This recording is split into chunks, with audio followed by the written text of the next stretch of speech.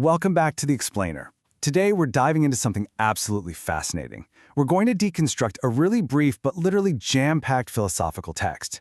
It's a concept that hits right at the very foundation of who you are, how you perceive the world, and honestly, how you construct your entire existence. We're looking at what's basically a masterclass in self-actualization. For this explainer, we're calling it the architect of the personal reality. We're going to unpack this source material sentence by sentence, mapping out exactly how your mind and your authenticity interact. All right, let's get into it. Listen closely to these exact words. Your personality is your personal reality. Your personality has its own meaning and purpose. Do not define your personality with other people's reality. Your personality is based on your beliefs, values, and identity, and must not be based on group thinking. I mean, wow. In just 4 sentences, the author lays out a complete structural framework for living a truly self-directed life. It's incredibly concise, it's thought-provoking, and it genuinely holds the key to building a truly authentic existence. Okay, let's dive into this first part, personality as personal reality. So the author creates a literal equation here, and it's a real game changer. They're saying your personality isn't just, a random collection of quirks or habits or traits. It actually is your personal reality. Period. Think of it like wearing permanently tinted glasses. Your personality is the lens through which the entire universe is filtered and experienced for you. A lot of times we think of personality as an accessory, right? Something you wear, like, oh, I'm being outgoing today, or I'm feeling introverted. But this text demands a total shift in perspective. Your personality is the literal reality you inhabit every single day. If it shifts, the whole universe you live in shifts right along with it. And because your personality is your entire reality, it brings us to the next core idea in the text. It has its own inherent meaning and purpose. I really want to emphasize that word inherent. This meaning wasn't assigned to you by a boss or a teacher or some social media algorithm. It is fully equipped with its own reason for existing right out of the box. Your unique personality intrinsically contains its own distinct drive. So I want to pause for a second and just ask you directly, what is your inherent purpose? If your personality is your personal reality, what is it meant to do? The author isn't telling you to go out there and, find a purpose. They're asking you to look inward at the reality you've already constructed. Because the purpose, it's already woven into the fabric of your personality. Now, what's really interesting about this next concept is the trap it presents. Section 2, the group thinking trap. We have 2 completely different ecosystems at play here. On one side, there's your internal, authentic self with its inherent meaning. And on the other side, well, there's other people's reality, which is this massive, pervasive external force. The text gives us a super strict warning about this. When you try to build your personality inside the boundaries of someone else's reality, the structure inevitably collapses. Why? Because the foundation simply isn't yours. Which brings us right to the specific danger outlined in the text. Do not define yourself with other people's reality. Just think about the tension in that warning for a second. The word define literally means to set boundaries, to outline the exact shape of something. If you let external expectations draw the outline of who you are, you're essentially surrendering your role as the architect. It's like letting your neighbors design the layout of your own house. You're the one who has to live in it.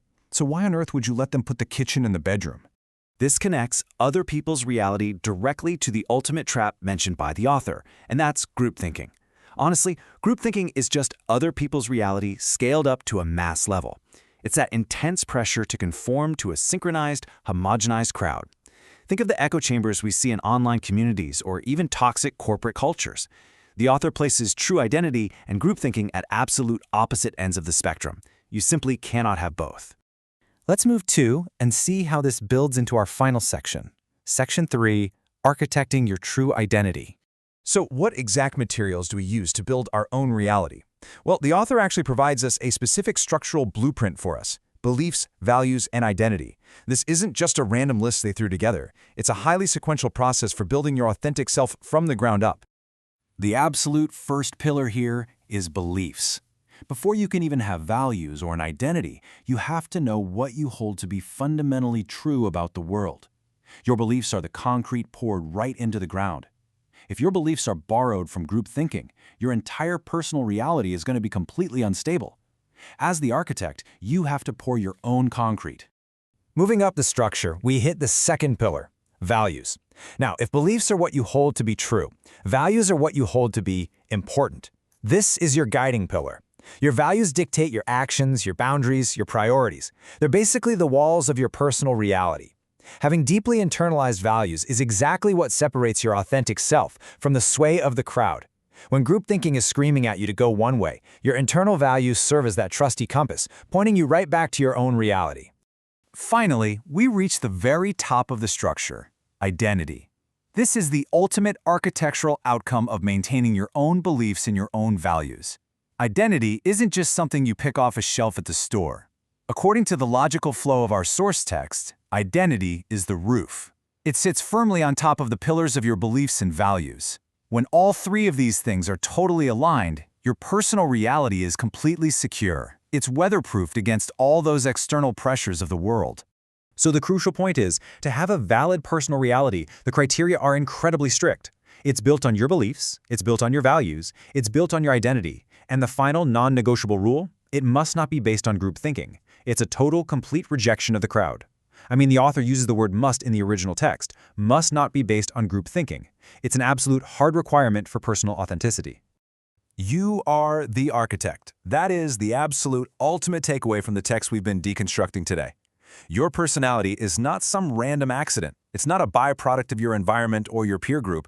Well, unless you allow it to be. You possess the inherent meaning. You lay the beliefs. You raise the values. You secure the identity. You absolutely must actively build your own personal reality, day by day, choice by choice. And this brilliantly illustrates the final challenge I want to leave you with today. Whose reality are you actually living in? Take a really hard look at your beliefs, your values, and your identity today. Are they truly yours, or were they just handed to you by the crowd? The blueprint is entirely in your hands now. Thank you so much for joining me for this explainer. Keep learning, keep questioning, and start building.